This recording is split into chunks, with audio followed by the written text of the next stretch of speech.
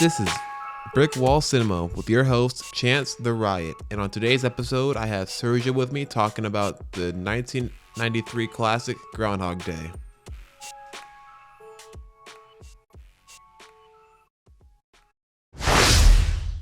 What's up, Sergio? How you doing today? I'm doing good. You know what day it is today? No, I teed you up for it, man.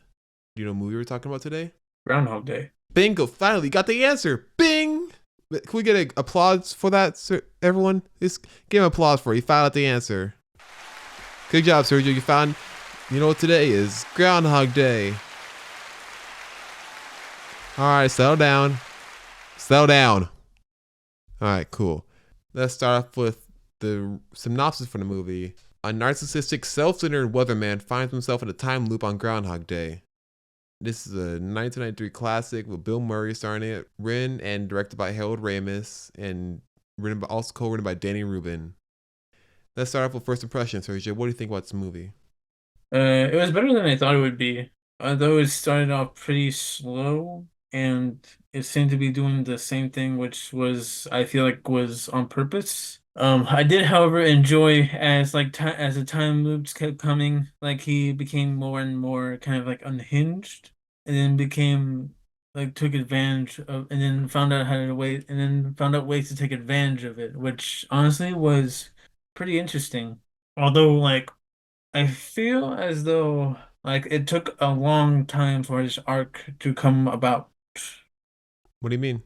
I don't know. I guess for me, like it spent a lot of time on him being like this narcissistic jerk at the very beginning of the movie, and it wasn't until the climax where he started being better, which was about like two-thirds into the movie. But overall, it was very enjoyable to see all these antics that he got himself into just for the fact to test out the limits of this time loop. When I first saw it, I was bored by it. I was like, I think 8 or something. I saw on Netflix because I'm like, this is pretty boring. Why don't I watch the same day over and over again? It just felt like a movie that the older you get, the more you appreciate it in a way. You know what I mean? Yeah. Yeah, because it's not really zany or wacky. It's just mainly a day-to-day thing, and it slowly goes crazy, but not crazy enough to where it might grab a 10-year-old's attention. Yes, because it's all very like based in reality. Like this is the kind of stuff that happens every day. It's just that the only thing that makes it interesting is that this guy is able to take advantage of the fact that the same day is still happening and change certain things about that day. Exactly. Even the humor in it the humor is like really dry in a way. I thought it was pretty Yeah, like I'm not sure if I would say dry, but more like it relies on the audience. Well, actually, no, it is pretty dry, but not as dry as some other movies or shows I've seen. like what? Well, this kind of reminds me of some other shows and movies. Some movies like there was this mo show on Netflix. A guy who plays Hank Pym in the Ant-Man. Michael Douglas? Where yeah, it was pretty dry. It was pretty dry because like there was no like reaction from like a sound stage or anything like that, or like a soundboard. Also, Atlanta is pretty dry, right? Yeah. Yeah, but this one it didn't really feel like any of those. Like the humor felt different, but still in the same like spectrum of dry. It also felt like one thing I do appreciate about this movie is that it's not going delving way too deep into the sci-fi element of the movie. Because clearly there's a science fiction element that's played out with the time loop going on, but they don't at any point mention how it happened, why it happened, how he stopped it, how he fixed it. It's all theoretical. Yeah, there's no way to actually explain it other than it just happened and we just go along for the ride. It kind of reminds me of like this scene in like Austin Powers where they were like, "How is it that I'm going back in time and seeing myself and then I gone cross-eyed?" Then the guy says to Austin, "I best not to think about it. Just enjoy it." And then they look at the audience and say, "You too." Oh, I Like love just that go with movie. it. But one thing I did think about the movie was that it, like I said before, it spent a long time about him actually being like a jackass and actually realizing he probably should try and be a better person. Then it spent a like a very like montage of him actually trying to be and being a good person. It kind of like felt like a montage of that, what compared to everything else. I agree with you on that. Also, one thing that people don't really talk about this movie is the heart that's also in it too, because there are like the romance is actually pretty nice, even though it's all happening in a span of a day for Bill Murray and Andy McDowell's character. Think about it out loud. Holy shit! Their whole romance technically just happened in less than a day of meeting each other. Yes, I actually found that quite odd if you think about it very much. But to Bill Murray, he's been through this tons of times. The only one this is new to is her. And I kind of find it like odd like how this whole romance blossoms in one day. So when she first like goes through it and when she gets all mad at him and realizes what he's going and realizes what he's like what he's doing or like what he feels towards her, she kind of throws it off as kind of like him being kind of like a playboy because that's how he kind of is. He's narcissistic. He tries to get his way. He has done this before with other women, but And they just I guess met that like day. yeah, and it's just this one day that he suddenly changes. I guess she knows him good enough to know that knows him well enough to know when he's like not acting like himself and he's actually being sincere in this. He does Which it. I kind of guessed was when I first watched it, saying like how she was falling for him each time, saying like she's just used to him being a certain way, and now that he's acting so like a 180, totally different, that it became like a real shock to her because, well, it's just like something that you don't that she didn't expect from him, like this sincere kind of like the sincerity and the actual emotional vulnerability that he's giving to her. Yeah, and also another thing that don't hear people talking about this movie is also that scene with the homeless guy. That was actually kind What? of touching. Remember the homeless guy that was in it? Oh yeah, I felt like it kind of went through. Like I said before, it was a montage, so I felt like him dying a bunch of in those scenes, and I don't remember how many scenes it was, but I do remember just like a few scenes of him just helping him out, and then it was just mostly about him dying, which I liked it. It was great, but I felt like they should probably have stayed.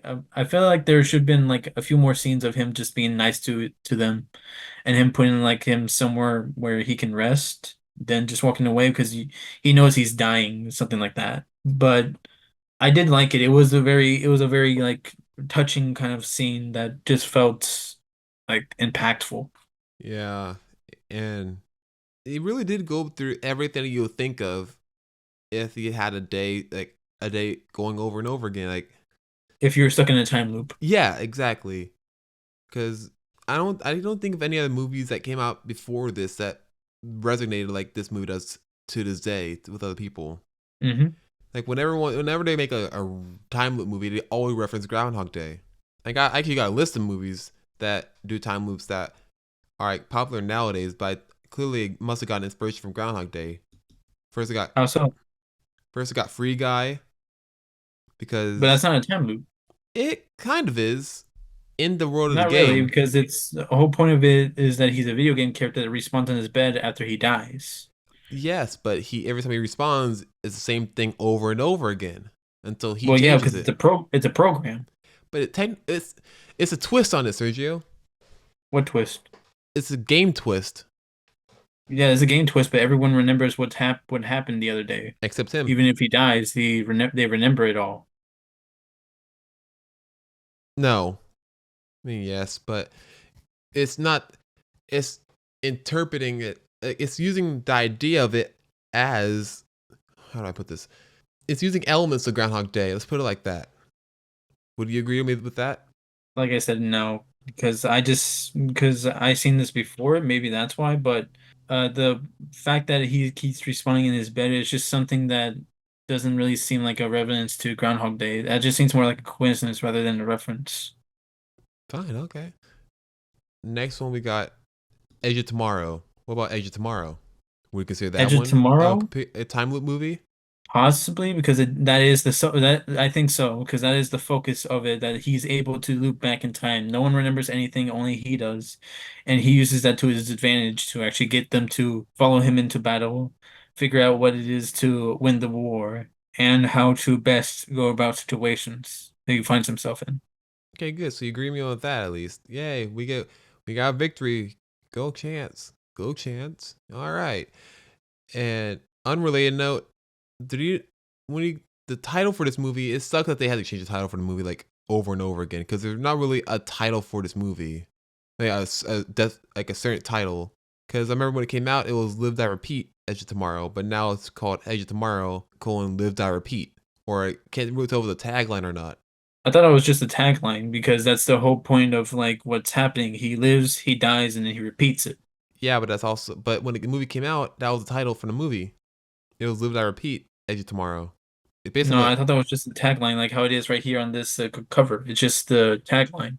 It's not well, really the title, that's after it came out. When they were promoting the movie, it was Live Die Repeat Edge of Tomorrow. but it's still on there. Oh my god, this is different poster, Sergio. But it's still on there. Yes, it's on there, but it's not it, Sergio. That's not what Not what? That's the after picture, Sergio, not the before release. That's after release. The I poster saw this for it. before it was released. I It did had the same too. thing on a like a bus stop. It said "Live, Die, Repeat," and it was like "Edge of Tomorrow" at the bottom. I thought that was the tagline because that's the whole point of the movie. He lives, he dies, he repeats. That's also the title of the movie, Sergio. The title is "Edge of Tomorrow." Now it is. It says on IMDb, it says Edge of Tomorrow. But if I go to like my Apple TV, like log in and see what comes up when I look up Live Die Repeat, I bet the first that comes up is Edge of Tomorrow. Live Die Repeat. Look at that. Oh, Live Die Repeat: Edge of Tomorrow. Uh-huh. So I was right. So then it's always been that. Yes, and this is the poster I was talking about. On the poster I'm showing Sergio right now. It has the big words Live, Die, Repeat. Well, they're very light, so it's very hard to see it actually. Why is it so bright? What do you mean it's so bright? No, because I can't see the live. All I see is IVE. I don't see the L. What are you looking at? I'm looking at the poster right here on IMDb. Don't look at the IMDb one. Look at the one. Wait, do you not see what's in front of me? Hold on. Yeah, it's right there. You see in the corner. Why not? I don't want you to look at that poster. I want to look at the other poster. I know. I saw that one. That's the one I saw at the bus stop when I was first before I came out. That's not the poster I'm talking about. So then, what are you talking about? I'm talking about Live Die Repeat: Edge of Tomorrow. Okay, and This is the one I'm talking about right here. Wait, no, it's not. Never mind. what is it you're looking for? Nothing. Just forget it. It's fine. Next up, we got Army of the Dead. You seen Army of the Dead, right? Yes, Well, tell me about this movie. I haven't seen it before, but I heard about it. you haven't seen it. Not all of it. I seen like half of it and then I fell asleep. To be honest, that's a pretty generous reaction. This movie was exciting and it was action packed, but it felt like a mess of different themes and different things that was going on in it that just didn't really make all that much sense. Because the whole point of it was about these guys. It was this team of these people that came together in order to get this money that was stuck inside a casino inside the a dead zone. Oh, I'm not really sure what it's called, but basically like the Las Vegas has been overrun with zombies and they walled it off and the survivors are trying to be evacuated. But this rich guy wants to get his money that is inside his casino that is trapped inside the walled off place of the city. Now, it's all about this journey into it, and then when they get into it, they had to pull off a heist while fighting off a bunch of zombies. That's basically the broad strokes of it. But I can tell you that there's a lot of things that are happening in this movie that doesn't always seem to add up, and there are a lot of things that are happening that just don't really make much sense. Because the movie kind of treats these zombies as this kind of like horde, this kind of like ant farm. Because like there's ways because like at the beginning of the movie, there's like you're able to get safe passage to the city if you sacrifice a person to the zombie horde, and it doesn't really make sense because whole point of the zombies is that they're supposed to be like this like sort of hive mind of like super zombies basically, where they're just kind of like of the what if zombies, right? Yeah, I'm aware of those. Yeah, they kind of act like that. They're kind of like super zombies or something like that, where they're almost unstoppable, but like with enough guns and firepower, you can take them out. But even then, like it's really hard to get past them in a full-on fight. Because like, if you don't mind the spoiler, yeah, pretty much almost no one survives this heist.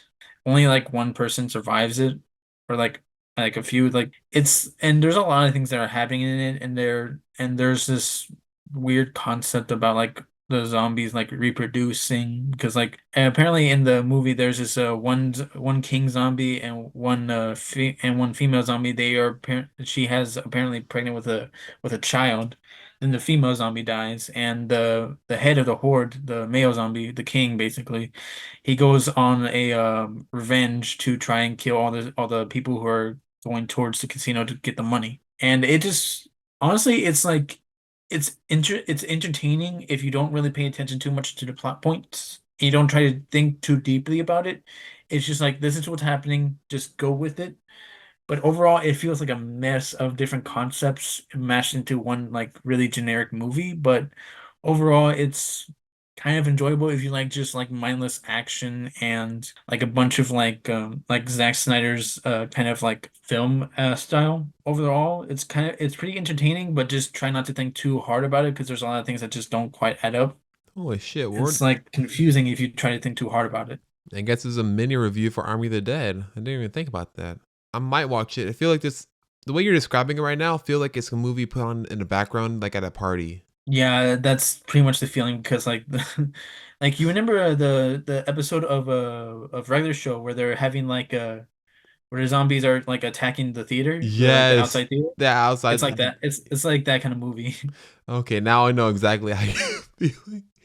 Now I want to watch that episode. I'm gonna watch after we're done recording. All right, next up we got Palm Springs. Have you ever seen Palm Palm Springs? Springs. Never seen it.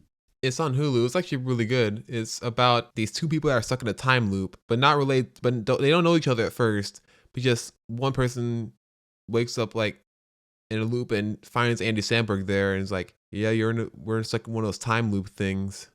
Kind of sucks, but all right." So and she's the main girl, Christina Maloney or Melody. I can't. I'm sorry, I butchered her last name. You know what? Let me just show you the trailer, and we'll be right back with our thoughts on it. And we're back. What do you think of the trailer, Sergio? It looks very entertaining actually. It's like a pretty existential kind of theme though. Like saying like nothing really matters because it all just comes full circle. Right. And also, I remember I watched it the day it came out because it came out early on during COVID, like July of 2020. I was about to say 2022. Hmm. I never heard of it. Yeah, because it's on Hulu exclusively, and I think you just got Hulu like last year, right? Yes. Yeah, so it's definitely one to check out. I gotta stop sitting in my chair like this and making all this squeaking noise.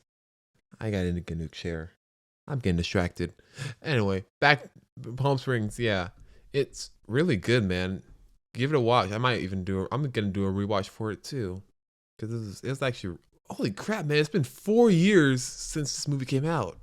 God, COVID was 4 years ago. 4 years. Mm-hmm. And we go back to the next movie. We got Happy Death Day. Are we just talking about like all the death loops thing? I guess so. Why not? It's a loop day. We talk about different.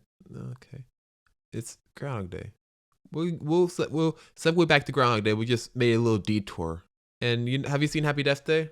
No, I heard about it. Happy Death Day, like it every day, a college student must relive the day of a murder over and over again in a loop, but that she will end only Well, when she it's the discovers the same thing as killers. Groundhog Day, but this one focuses more on the death part, where every time she dies by this killer, she gets woken up back in her bed.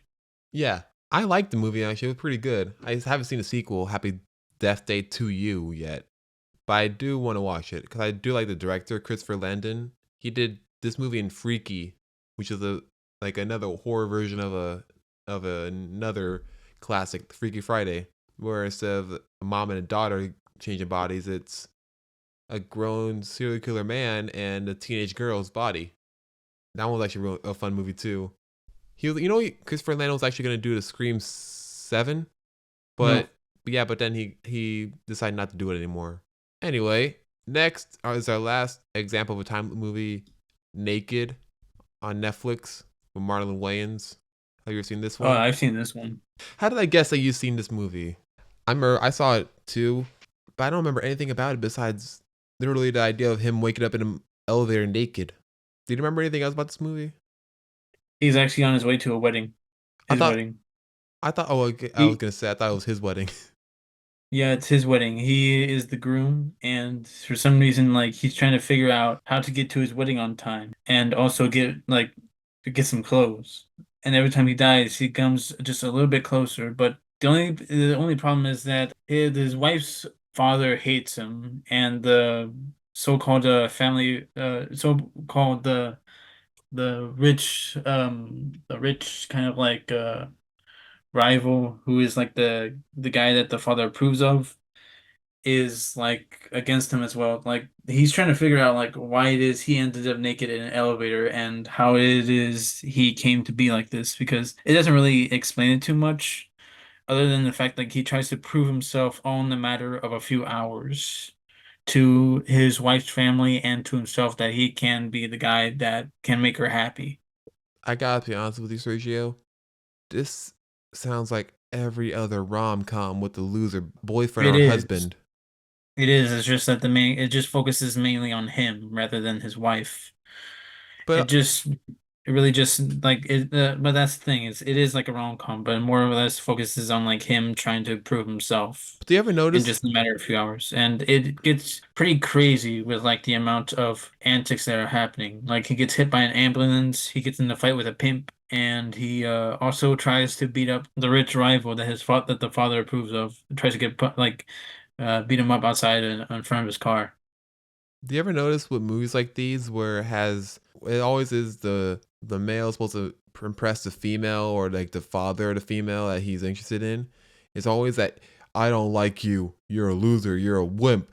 And there's this man right here, the one I approve of. I want to be with her. And the whole time the wife's just on the side saying, "What are you doing to my dad? You let him do. It's just him. This is his thing." Like, always siding with the wrong person. Or not always siding with the wrong person, but always siding with the person main person we're focused on. It's we're like, stop making it about you, or it happens a lot. Really, I'm just going on a rant now, talking about like, remember Meet the Parents? No. Okay, what about Daddy's Home? Hmm. In Daddy's Home, remember like it had Linda Cardellini, the mom, saying like, "Let Brad stay over here." Wait, was Brad Will Ferrell or Mark Wahlberg? No, Dusty is Mark Wahlberg and Brad is Will Ferrell. Wolf, why am I even talking about this right now? I'm going on a far tangent from a tangent that was already a tangent. Let me go back to where we were. We were talking about I mean, we've been going on about these movies for like over an hour. over an hour. What sense of time do you have? Groundhog Day, It's get 1:45. it? Come on. What are you talking about? It's been 20 minutes. It's been 3 days. Oh my god. But let's take a snap back to 6 o'clock at February 2nd and talk about Groundhog Day. Let's talk about some fun facts we have about this movie. Some little did you know portion of the movie. Did Like you the know groundhog is named Scooter. what kind of fun fact is Oh my that though? God, damn groundhogs on Groundhog Day. Ice. Where are my fucking groundhogs? You only shows up for a Audience. little. Okay, I'll let the audience know. When we watched this movie a couple days ago, we saw Sergio was getting really mad that we haven't seen a groundhog yet for a long time, and he yelled, "Where's my groundhog? I need my groundhog! I need to see the groundhog!" He only shows up for like the first part when they actually bring him out of the trunk. That's when they shoot him. And then when Bill Murray kidnaps him and they are driving the truck, which was the best part of the movie. I just found that hilarious. He's like, "Don't drive angry," and you can see the groundhog on the wheel, just like nipping at it, and it was hilarious. And I was like, I wonder what the groundhog's name is, if it was like an actual groundhog. And then we looked it up, and then the groundhog's name is Scooter. And I found it like at the end of the movie, it was like, okay, he's a couple with the girl now. Where's the groundhog? It's the end of Groundhog Day. Where's the goddamn groundhog? I want him to. I don't screw Andy McDowell. I want him to get with the groundhog at the end. That's my wish. The Uh, whole the movie is called Groundhog Day. Where's the goddamn groundhog? well, yeah, but if there's a movie called Born the 4th of July, there's no guy named July. No, there's fireworks. There's always fireworks in 4th of July. Oh my god. Um, so let's get into some trivia. Do you know that Bill Murray was bitten by a groundhog twice during shooting? He had to actually That's have not a anti-rabies surprise. injections because the bites were so severe. Mm. That doesn't surprise me. There's a groundhog, Sergio. Your groundhog's Where? being a nuisance on set, biting all the actors. That's unprofessional. That's what you get when you deal with animals. Did you know Harold Ramis originally wanted Tom Hanks for the lead role, but decided against it, saying that Tom Hanks was too nice? I can kind of see that. Me too. Like, cause he's like America's grandfather. He can't do. Yeah, all the roles he's been in are always of him being like this sweet old man. I never actually seen him in like a very negative light in any role he's been in. Like he hasn't really played anybody like in a even in a morally gray area. This man played Mr. Rogers and Walt Disney. He can't be me. uh, did you know, Sergio? According to director Harold Ramis, most of the time when he tried to explain a scene to Bill Murray would just interrupt him and ask, "Just tell me, good Phil or bad Phil?" That actually makes sense considering like it was confusing since I'm guessing they didn't film it chronologically, so it was very confusing on whether or not he should act like a jerk or if he should act like a really decent person. Did you know? The film was not actually filmed in Puxatawny, Pennsylvania, but actually in Woodstock, Illinois, just 50 miles from Bill Murray's hometown in Wilmette, Illinois. Mm. Riveting. I know, right? Pretty shocking. I didn't think that was true. Also, as I pointed to you out in the movie, when they're in the diner, all the clocks were stopped at a certain time, basically mirroring Phil Connor's predicament. Mm. You don't remember the scene where him like eating all the food at the diner No, and I remember that, like the diner scene and the clock stopping. yeah, Like Phil Connor's predicament? What do you mean by that? his time is stopped. Oh, right. Did you really forget that his problem in the movie was that time wasn't working out for him? No, I just forgot who his name was. Oh. Phil? Phil Connors? It's me, Yep. Ned. What else is there? Well, this is a no-brainer. But did you know that since the film's release, the town of Puxatawny has now become a major tourist attraction? No shit. Pretty much like the studios. All Watch the it, time, whenever the film is taken on location, it's always like this big thing. So it's no it's no brainer that there actually is a big attraction over there. but it wasn't even filmed there. Yeah, it was based off there. Oh, I guess so. Unrelated. Do you know if there's a place called Gravity Falls in Oregon? I'm asking for a friend. Why are you asking me? Well, because I thought you might know. I have not been anywhere besides Florida and California, United States. Okay, I'll let my friend know. Well, did you know when filming the net scene, Bill Murray noticed the hundreds of spectators who were viewing the activities? He then went to the nearby bakery, ordered 500 danishes, and paid for them himself. He and Steven Tobolowsky then distributed them to the grateful onlookers. Okay. I mean, it sounded like you were trying to lead up to something. I wasn't leaning on that was it. Do you know who the director of the movie is? No, Oh, I thought you knew this whole time. Yeah, the director no, is I think you told me before, but I forgot his name. Harold Ramis.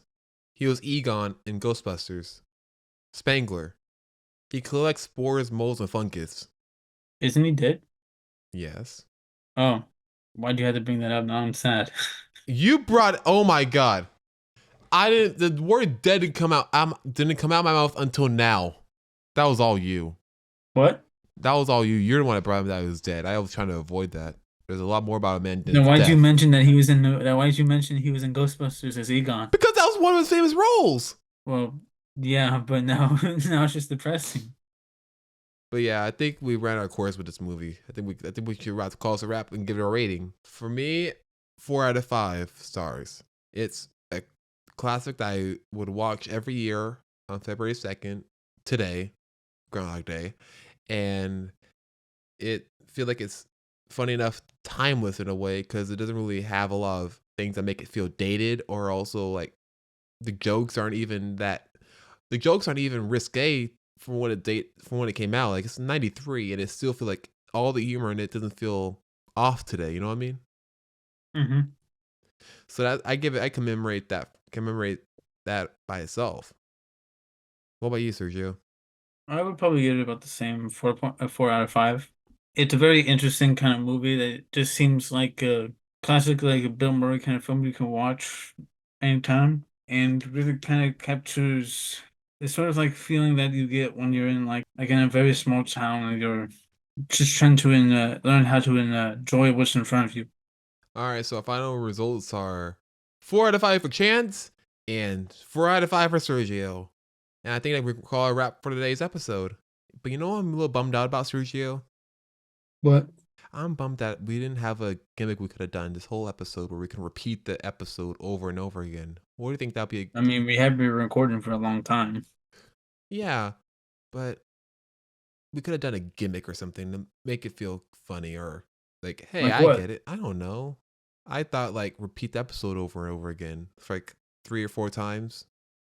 That would get repetitive, and we would have to make it shorter. No, we can have it a long episode, but just people won't know until the episode's done with us talking like right now, and it starts repeating immediately afterwards. I thought it'd be pretty funny.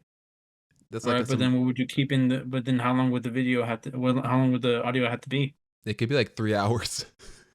3 hours? I don't know. I'm just rambling at this point. I'm just saying this sounds like a cool idea. I know, but people will get bored by then, and no one really has the time to listen to it for three I'm hours. not saying for someone to listen to the episode 3 times in a row. I'm just saying you could turn it off after you're done listening to the first one, but I thought it might be a cool idea.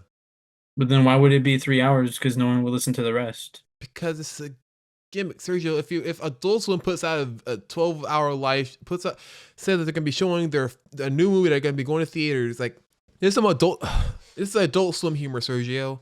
This is a troll humor where, because even Adult Swim, they had, when their Aqua Teen Hunger Force movie came out in theaters, they marketed it by putting it on Adult Swim the same day, but a small box in the corner while a show plays, so you can't actually see what's going on the screen. You just see a little dot with a little movie going on. I'm taking all of this out. Hey everyone, thanks for listening, and be sure to subscribe to our channel and follow us on Instagram, Facebook, X, and TikTok at Brick Wall Cinema. Have a cinematic day.